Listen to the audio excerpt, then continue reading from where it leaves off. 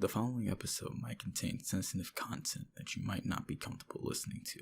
This will include topics such as self-harm, suicide, alcoholism. If any of these things or anything related might disturb you, please proceed with caution or click off the video now. What bothers you the most about being alone with your own thoughts? Hello, my name is Hazy, Who Killed Hazy, and welcome back to yet another episode of the Only Rainy Days podcast. Assuming that once again, I feel like I said this every single time. Assuming I don't change the title based on what's written down in my notebook, tonight's title should be "It's Quiet," and I want to talk about the feeling of being alone. And to be honest, a lot of this is impromptu. I mean, every episode, I don't write down scripts. I don't really have a good, clear idea of what I'm going to talk about going into them. But I think this episode would be probably the most impromptu it's ever been. As of recording right now, it is about 3:20 in the morning on April 11th. This episode is slated to come out on Saturday, which means I believe that's 5 days from now. So this episode was recorded 5 days before the actual release date, which is pretty late for me. I usually try to keep episodes recorded in advance, if not right as another episode comes out. So this is gonna be, everything about this is, I don't want to say rushed, but I guess I took my time with this feeling. But this episode came up from, the inspiration for this episode came from two recent events, or two different sources of media that made me really think, like, this is something that I really want to talk about. This is something that I want to get off of my chest. And I don't really know how to jump into this topic, so I'll just state the intention, then I'll bring up the two pieces of me that maybe really want to talk about it. So this episode is about being alone and feeling alone, both in the physical and in the mental. And the two things that made me really come to this topic was, one, earlier today, so I guess April 10th, I watched a video that kind of just documented like where Chuck E. Cheese is now. Like, I don't know really the best way to describe it off the top of my head, but if you've never been to Chuck E. Cheese for insert reason here, it's just like this weird child arcade that was at least very popular when I was a child. From my understanding, it's not as popular now. I definitely, even if I send myself back like 10 years or so, I could not imagine really asking to go to Chuck E. Cheese for my birthday. I don't think I've ever really asked to go to Chuck E. Cheese for my birthday. Like, I know for a fact that on the fridge in my house, I have pictures of the last time I went to Chuck E. Cheese, and I think I couldn't have been even 6 years old when those pictures were taken. But that was the first part. And the second part is, there's this nice song that I've been listening to, I want to say on repeat, but I've been listening to it because I finally rediscovered it about a week or so ago. And the song is called "Tell Me," My Love Sad Kid. I used to listen to the song a lot when I was in high school, but there's this one lyric in the song, and this is not verbatim, this is kind of just how I remember it, but if I remember it, it's like, I still feel hated even though I get the invite. Something along that lines. I'm sure I butchered it a little bit, but that's good enough. And so I guess I'm going to close my eyes. Feel comfortable, close yours as well. Let's take an adventure. Let's start with stories before I really try to dive deep into the message that I would love to spread with this. I'm going to send myself back to about third grade. because I don't really have too many memories prior to third grade. All my memories before then are just like my teacher and being in speech class, because I always struggled with speech to an extent. But let's go back to third grade. Third grade, I met my best friend still to this day. I mention him like probably every episode. Love the dude. Literally just linked up with them about 5 days ago prior to this recording. And he's been my best friend since. Deeply appreciate him. But prior to going to the third grade, because I skipped into the third grade. So before I even got into his class, I always felt alone. It's been a consistent issue growing up. It is still an issue to this day. I always have struggled with anxiety. More so throughout early schooling than now. I'm definitely a lot better with my anxiety since graduating from high school. But I think third grade is when it really peaked, because preschool, kindergarten, even first grade, it wasn't like I was super anxious. I just didn't want to say anything. I was quiet by choice. I just wanted to read my books and be left to my own devices. But when I got to third grade, I think that's when I started to gain a certain level of, I guess, awareness about my surroundings in my life. That's when I started to become very, very uncomfortable with just speaking about myself and speaking about things I'm interested in, etc. I can't think of anything that really made me feel that way. It wasn't like I was specifically bullied for certain aspects and ideas or anything like that. It was just, I finally realized when people started to ask me about myself, because it was like, oh, we have a new kid in our grade. You skipped into our grade? Like, oh, like you must be super smart. And I started to get a larger amount of attention than I'm used to. That's when I started to become very self-conscious and anxious. And that anxiety, unfortunately, manifested itself in many ways. The most prominent, obviously, is social anxiety. I'm not going to focus about the doubts that I've had into myself that I still have to this day. I'm just going to focus on pure social anxiety here. Social anxiety that I developed very quickly, very strongly upon skipping into a new grade and moving forward, really hindered my social progression. I think it's the best way to say it. Because I met my one friend, my best friend, to this day. And it's not even like I had like a spur in the moment, like burst of confidence where I wanted to talk to him. He was a socialite. He still basically is a socialite. He tries to downplay it, but I don't believe him. He just talked to me.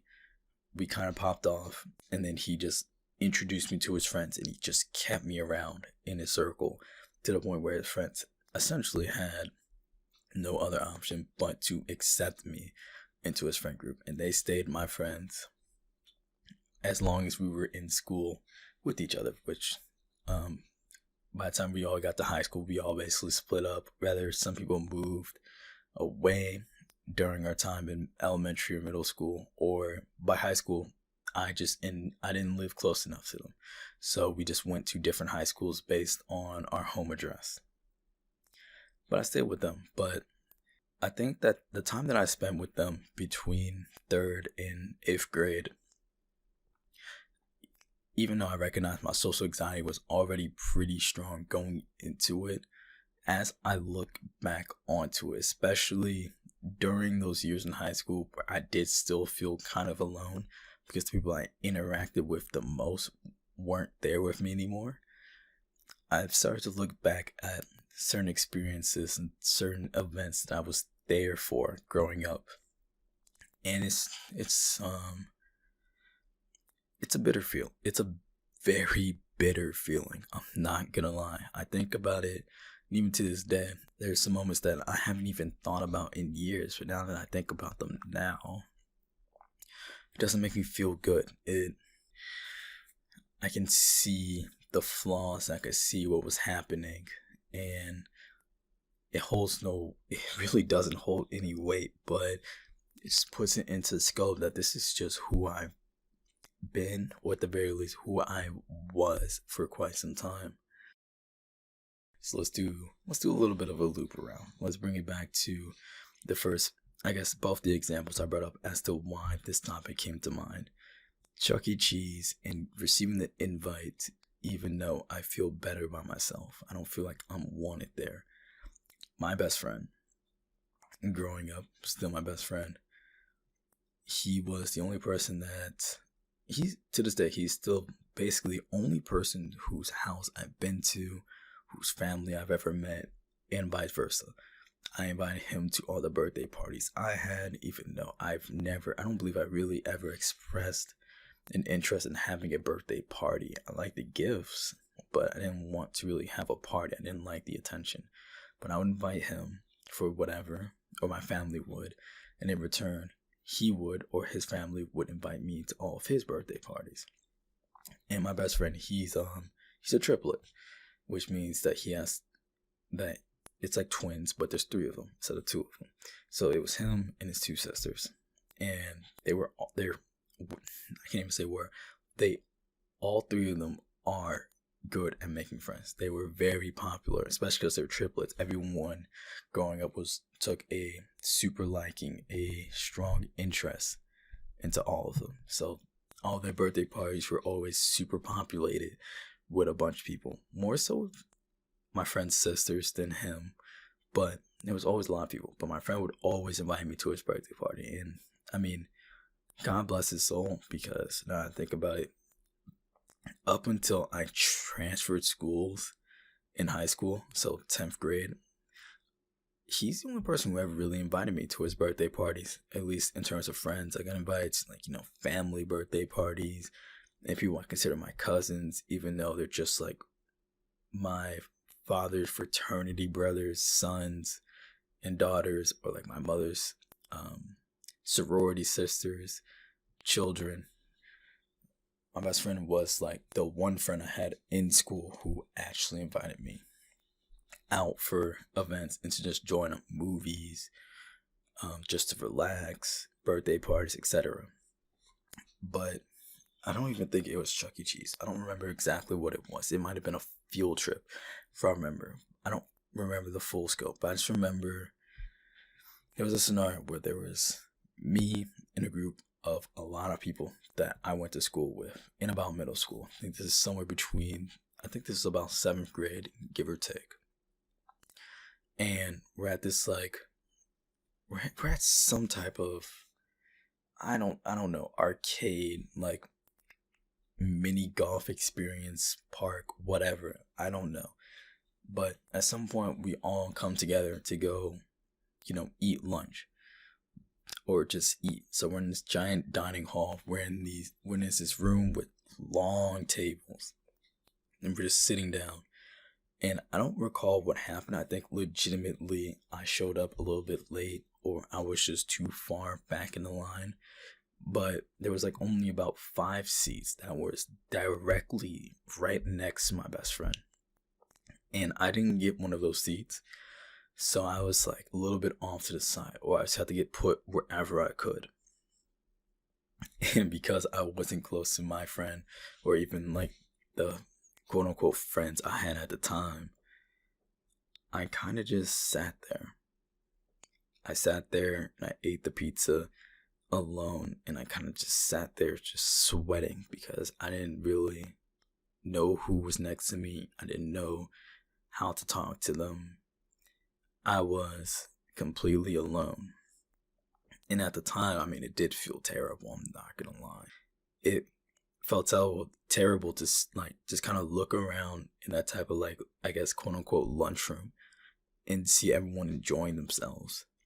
And I wasn't, because I didn't know how to speak to the people next to me. Even everyone around me was having conversations. but I just didn't feel invited, nor was I comfortable inviting myself to conversations. And the feeling has been reciprocated for a while, or repetitive, I guess, because when that's been a constant feeling. It's been a constant feeling. It doesn't matter. It hasn't really mattered what grade I was in up until high school. I've never been able to just sit down with random people or people I'm not super attuned with and have good conversation or anything like that. But I know that party in itself made me feel very, very alone, especially because I went from running around having fun with friends to this slight situation where I couldn't sit with them for even just a moment, 30 minutes, 45 minutes. And I just had to watch everyone else just have fun, whether they were sitting with their best friends or just people that they knew. And they would just have conversations. And I just sit there, and it felt as if no one recognized that I was in the room to begin with. It was a terrible feeling. It is a terrible feeling, even just thinking about it in full right now, trying to remember and recognize the room that I was in. It just wasn't good. But that was also by the time it happened, middle school was when I started to fully gain a grasp as into the life that I was living and things that I was dealing with. So it was like a wake up call in a sense. And that's when I really put two and two together. It's just like, I am alone. I've always been alone. I'm not uncomfortable necessarily with the fact that I'm alone right now. I'm uncomfortable with the fact that I don't want to be alone, yet I don't know how to deal with it. I want to talk to people. I want to be, nice. I want to be someone that people can just see and just be like, oh, it's you, Hazy. Hi, how are you doing? And, they'll just have fun conversations, just like I would watch with all of my friends, especially my best friend. Some people wouldn't even know really who he was. They wouldn't talk to him that much, but they at least knew his name, and they would just talk to him if they saw him. If people saw me, we would just look at each other real fast, and then we would both just look away. And I'd just be back into my own head. Didn't matter if I just wanted them to at least try to talk to me at the time. They wouldn't try. And I don't blame them. I didn't try to talk to anyone else either. But I say all that to say I grew up very alone. I grew up very much in my head. I didn't have many friends. I didn't get invited to a lot of places. I didn't meet a lot of people. I didn't have a lot of experiences, my fault or not. Therefore, even with some of the opportunities where I did have the chance to talk to people, I didn't have anything good to say. I didn't know how to talk to people due to the lack of experience, and the experience to talk to people and the experience of just life itself. I came off as very dull, so people just didn't interact with me. A lot of the interactions I had growing up was just, you're the smart kid. Why are you so smart? How are you so smart? Can you teach me how to be smart? Help me with my homework, etc. And I did as such, but those type of conversations aren't really fulfilling. Moving forward, though, let's move forward into the second phase of high school for me. My second phase, I would say, is sophomore year to senior year, because I went to one high school freshman year. Then I transferred out. Then I went to a different high school. So I go into sophomore year at this new school. This new school, I did summer programs and all these other summer programs, weekend programs. So I knew about maybe 10 to 20 people at the school going into it, including my roommate. God bless his soul. But even despite feeling, I'm trying to think about it right now to give comparison. I don't know what felt worse. The fact that people that I've seen consistently over time still not feeling comfortable talking to me felt bad, or finally having an opportunity to quote unquote reinvent myself and meet new people and still being super uncomfortable with talking to them feels bad. I don't know which idea feels worse because they both felt terrible. Because I went from looking at people who clearly know my name and I know them, but we barely talk, to all these new people just kind of like side eye me. They look at me and then they just look away as if I had never existed in the first place, because a lot of people there just kind of stuck with their own little groups wherever or however the groups started to exist. Maybe it's just like, to be honest, maybe it's just a race thing. I've seen it. Some of the Asians stick with the Asians, the Indians stick with the Indians. It was a residential high school. Maybe people just stuck with the people that lived in their building. Some people came with predefined friend groups, and then the socialites found the other socialites. So I didn't fit into a category. I didn't talk to the people who I really live with. Looking back on it now, I didn't even like the people I really lived next to, and I wasn't a socialite. I was in my head and in a completely new environment, and that was it. There's no way to extrapolate it. There's no way to move around that type of feeling. I was completely alone. Add in some personal drama, some personal feelings. It was sophomore year was a terrible year for me. 2017 to 2018, that school year, that was sophomore year for me. That was a terrible year for me on many levels. I didn't have any friends going into it. I didn't really leave that year with many friends. I had a lot of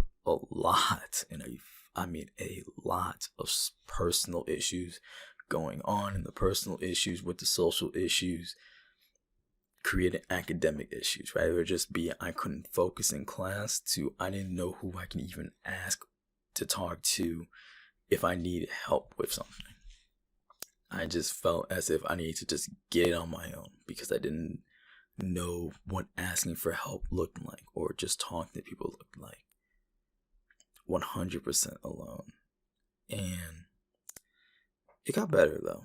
It got better because I talked to some people after sophomore year, and then by junior year and senior year, I ended up making, a good amount of friends. Junior year was a little bit strong, but senior year was like when I really kind of pushed out of my social shell, and I could at least talk to people for the sake of talking to them. I didn't really want to be their friends, but I wasn't super alone. But junior year is where I think the most amount of social issues of high school really showed itself, or at least the most complex issues, because junior year was when I met the most amount of people and talked to the most amount of people, but at the same time I was introduced to the issues that arise with trying to talk to new people, which is, I guess, rejection, and as the second source as to where this conversation comes from, being invited essentially out of pity. Why invite me if I would just feel better if I was by myself? That's a feeling that I felt many times throughout junior year of high school. So I'm trying to think about the best way to talk about this. So junior year, bunch of issues, yada yada. I've talked about it, I think, before. If not, I will talk about it comprehensively later. But I was friends with a particular group of about 4 people. It was 4 different guys, and we were basically all good friends with each other. And like, I was friends with each one of them individually, and I was friends with their friend group. So I would be around a bunch to the point where the people they hung out with, they would all know me as well. Males, females, you name it. So everyone knew me. But as I look back at my time hanging out with them, I kind of realized that if an event were to occur, even the people that I met by proxy through those friends, I wouldn't be invited unless one of them extended the invite that they received from their friend. Their friend didn't really care if I was there or not. They just said, if Hazy wants to show up, by all means, let them show up. You know, it was just like, I'm a plus one. I'm an option. I'm not necessary. Do I necessarily blame him? No. At the time, I really did focus so hard on just trying to learn how to talk to people, to the point where I did allow myself to just be an addition because I didn't know how to stand out on my own. So, if they actually recognize that that's what I was doing and they played around accordingly, then I can't blame them for doing so. To be honest, I didn't have a personality. I just took traits from the people around me, and I just learned from them and figured out how to build on the things they said and did. So I was just I was just like a nice addition, but I wasn't necessary. I mean, the people around me would have been fun and nice regardless. And I've seen that situation play out 100 times, whether it just be little room parties to legitimate birthday parties. I'm pretty God I remember this scenarios correctly, but I remember one of the dudes that was like super close to that group of friends. He had a birthday party at an arcade, so he invites the group of 4 guys. I get an invite because we were actually a little bit close individually as well. I get the invite, so it's like 7 or 8 of us that go to this arcade, and then one supervisor or whatever. And we're there, and I just kind of realized that only one of the friends in that group of 4 was like kind of looking out to see if I was there, and he was constantly trying to make sure I was involved. But even then, he's also trying to have fun, so he would just kind of run off. And there were moments where I was just kind of alone in the arcade. Didn't matter if I received the essentially personal invite by the host. Didn't matter if I was basically close to everyone at the party. There were still moments where I would just kind of I would be having fun, and I look up and I have to realize I don't know where anyone that was at the birthday party or is at the birthday party is. And I would just walk around, and I think from that birthday party especially, the biggest feeling of, I don't want to say guilt, because guilt feels as if I did something wrong, but shame. I think the lowest I felt at that birthday party was seeing the dude that invited me, his birthday. I think his parents were both there as chaperones as well. And I remember just seeing them in the food court, and they were just talking. I had to just walk up to them alone and say, hey, do you know where insert name is? Because I don't know where any of them went. And in my head, they all just kind of left me. I had no clue. I spent several minutes prior to finding his parents trying to figure out where all my friends went, but I couldn't tell. They just kind of just went off without me. And his parents just like, oh, I have no clue. Have you checked here and here? And I already checked those areas, but I just tried to get their situation over with. And I just said, oh, I haven't checked there. Oh, thank you. I just kind of wandered off, and I just sat somewhere. I just sat somewhere in the middle of the arcade for a couple of minutes till I saw all of them come out of somewhere. And then I just kind of integrated myself into the group as if I was always there, or just used the bathroom. So I just didn't join. I just didn't let them know. It's just like, you guys kind of just left me. you guys just kind of left me. I didn't want to make it about my feelings. I mean, it wasn't about my feelings. It's someone else's birthday. I'm not trying to be selfish here, but I think about that situation because about every year I still have pictures of like that birthday party on Snapchat.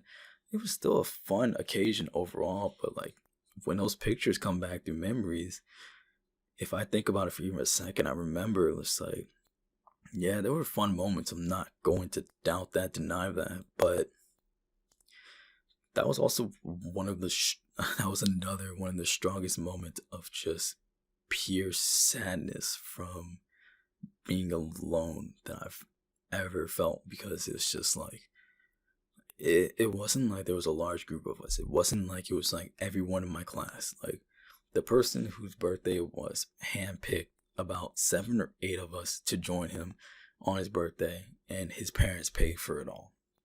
There's not a lot of us to keep a head count for. Yet somehow at every given turn, if I wasn't 100% just like hugging to someone, I was the only person that just consistently got left behind. And I guess that type of feeling is something that I've become quite used to. I feel used to being left behind. I feel used to becoming someone's option or someone's second choice or third choice or whatever. A crutch. I think throughout time I have went from feeling as an option or mere I went from feeling as if I was nobody's option to a mere addition to someone else's character to I feel like I am still a crutch to other people. Because back when I was in high school, one of the main pieces of advice I've ever received from my parents was, I remember breaking down and asking my father, how do I talk to people? And he told me, if you want to learn how to talk to someone, you should ask them questions about themselves. So I ran with that, and it worked for a good amount of time, to be honest. It really did work with just asking people questions about themselves and how they feel, etc., etc. And then over time, as I started to deal with my own mental health issues and, the feelings of being alone throughout my entire life, I realized even throughout my home life, I just kind of always dealt with my feeling situations in my own head. I never had a good outlet to get out. Throughout all that, I started to take an interest into philosophy and psychology and essentially everything that makes me being able to talk about my feelings out loud and express them through art. I started to get into all of that in high school. And as I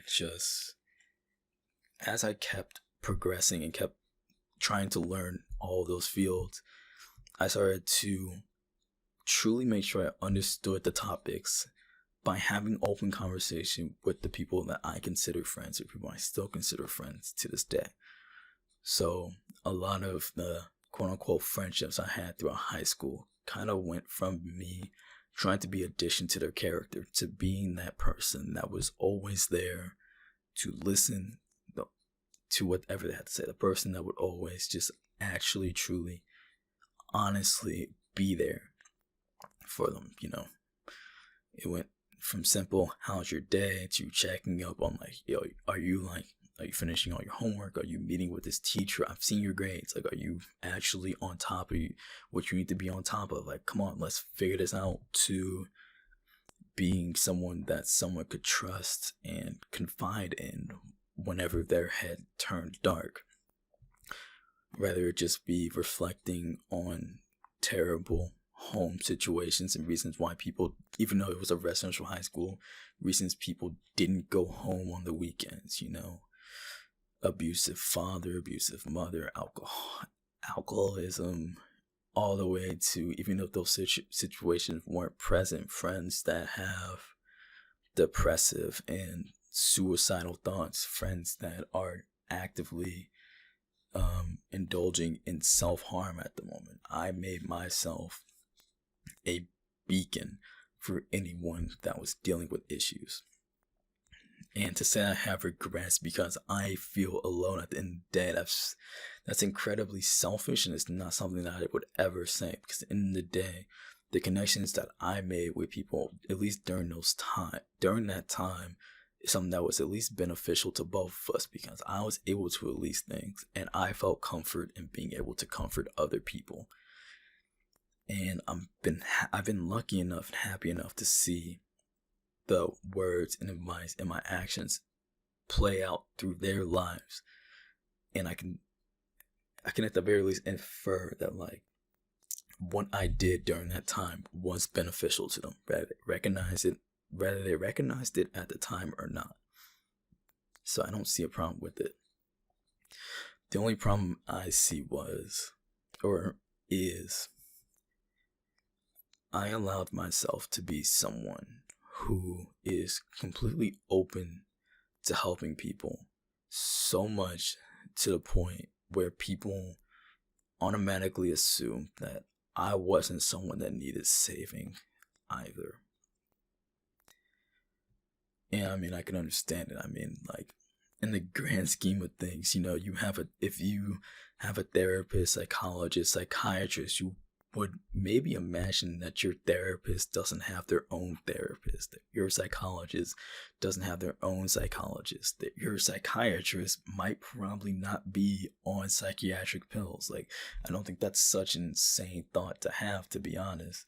But at the time, we're in high school, I'm also this 14, 15, 16-year-old kid who is, I guess I didn't do the best idea of showing I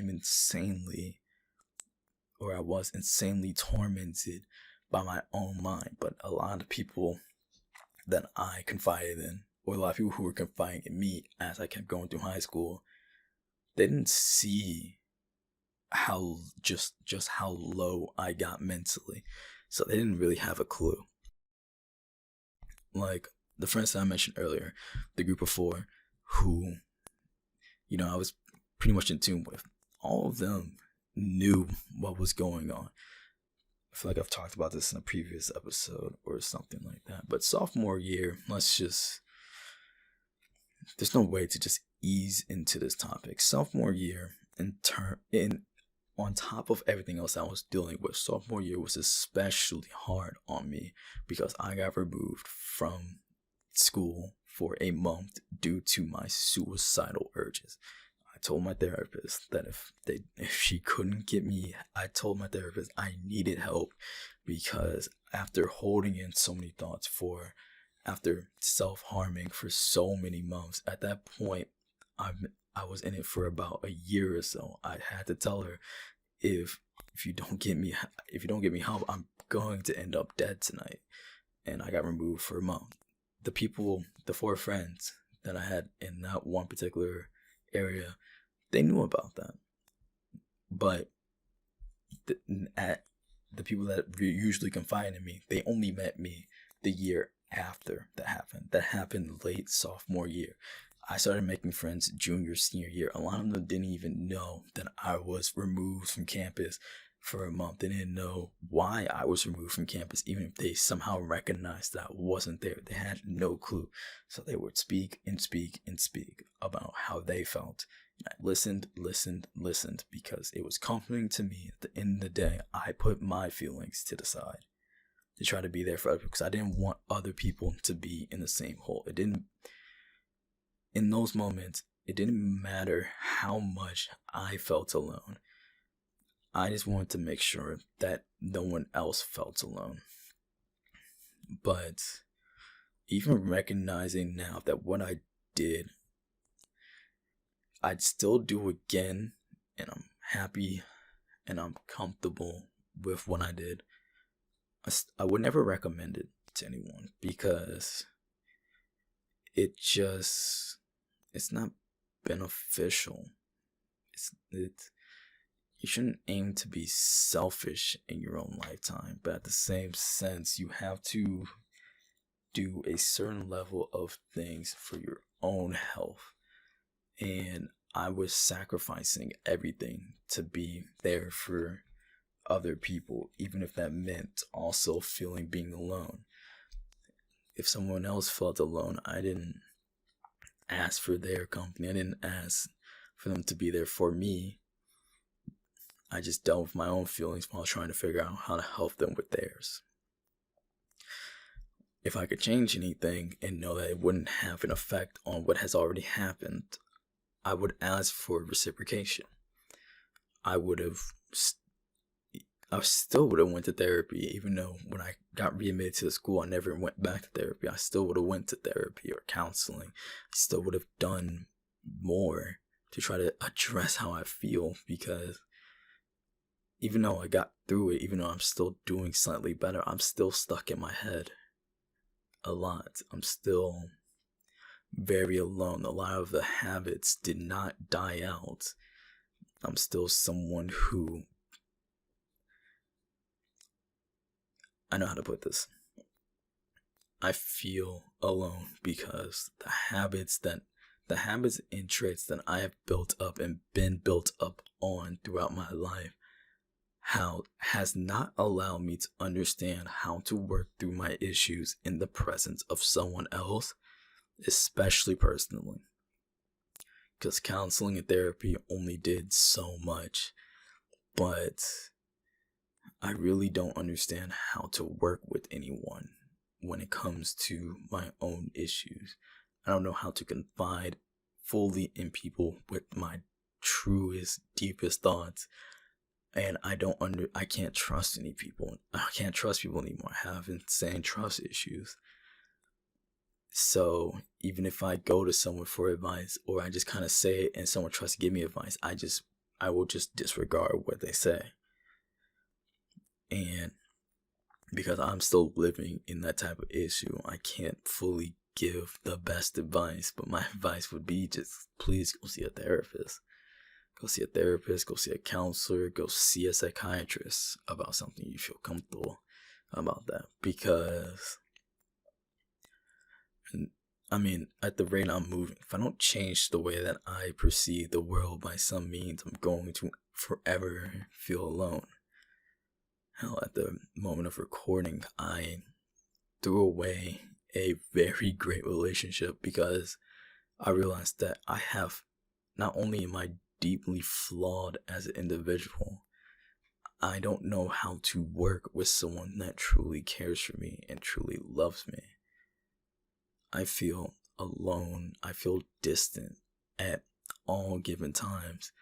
And I got tired of dragging them through it, because they would tell me over time, when I finally coerced them to, they would tell me that, like, it hurts them to see me hurting, knowing that they can't do anything about it. I've been alone for so long, to the point where it's starting to feel like I don't know how to not be alone anymore. And I mean, it takes time and conscious effort. You can break out of that type of cycle, but personally, I'm not putting the work in to break that cycle. I'm not breaking it at all. So at that point, it just means that I really do just need to go see a therapist, because if I'm not going to actively spend time talking to people around me trying to break the cycle, because I know there's people around me who they would be willing to listen to me. They would like to help me. They see the torment I'm in. They see what I do to myself on a daily, nightly, weekly, monthly basis, and they're worried. And I just disregard them. They try, and I just push them away, because the idea of receiving hugs from my community it doesn't seem feasible anymore. I do need to go to therapy or something for those type of feelings. But even if I wasn't to go to therapy and I wanted to solve it by myself, I really do just have to be better. I have to be better with how I feel, or at least not how I feel, but how I approach how I feel. If I decide to open up to someone, I need to also be able to open up my thoughts to what they have to say. Rather it just be them expressing condolences to trying to give advice, because my brain shuts them out. So even if people try to talk to me and try to help me, I still feel alone. I feel alone all the time, and it doesn't make sense. It doesn't make sense. I feel just as alone, if not even more alone now than back when I truly had no one to talk to. Back when I truly had next to zero friends. No one would talk to me. If they saw me, no one would text me if we weren't around. Nothing. I'm in a scenario where I finally have many people who I can talk to, and I confide in them, and they ask me to confide in them, and sometimes I just decide not to. But then I sit here and I tell myself that I'm alone because I just don't know how to truly talk to people. I can mention my issues, but I can't fix my issues in front of people. So I have to change. I need a therapist. I need a therapist, or I need at least a psychiatrist. But staying this way will ultimately be the end of me, because feeling this alone much of the time is just going to be a snowball effect. And I can't let that snowball overcome me. But I've spent a majority, if not entirely, my entire life feeling alone. There's no one to talk to. There's no one to confide into. There's no one I feel comfortable in doing so with. It's a painful feeling, and I hope I can escape it at some point, and I believe I can. But for the moment, in my head, it's quiet.